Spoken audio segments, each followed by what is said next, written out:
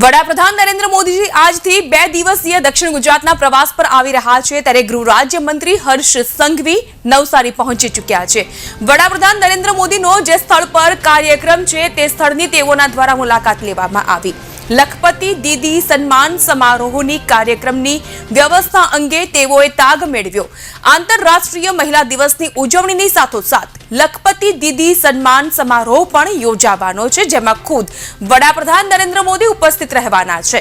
સમારોહમાં સંપૂર્ણ વ્યવસ્થા મહિલા અધિકારીઓ સંભાળવાની છે, ત્યારે ગૃહ રાજ્ય મંત્રીએ મહિલા પોલીસ અધિકારીઓનો ઉત્સાહ વધાર્યો।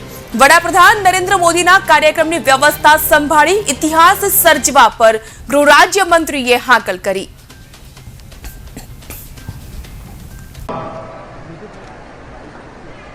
आंतरराष्ट्रीय महिला दिवस ना दिवसे ऐतिहासिक कार्यक्रम आ स्थल खाते थवा जई રહ્યો છે।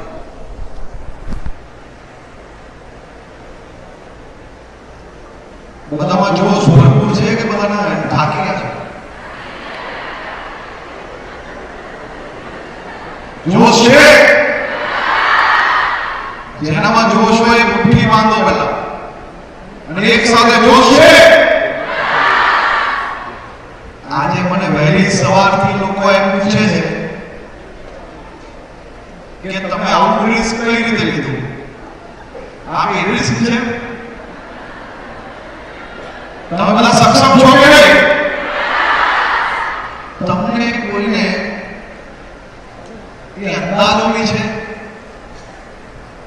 કે તમે એક એવા વડાપ્રધાનશ્રીની સુરક્ષા અને એવા કાર્યક્રમની વ્યવસ્થામાં જોડાયેલા છો કે જે વડાપ્રધાનશ્રીએ એમના મુખ્યમંત્રી કાળ દરમિયાન આપણા ગુજરાત પોલીસમાં સૌથી મોટો બદલાવનો નિર્ણય એ એમના શાસનની અંદર એમના સમયમાં ગુજરાતની અંદર લેવાયેલો નિર્ણય હતો, જેમાં પોલીસમાં મહિલાઓનું રિઝર્વેશન આપ્યું। તમને કોઈને અંદાજો છે? ખબર છે? કેટલા લોકોને ખબર છે?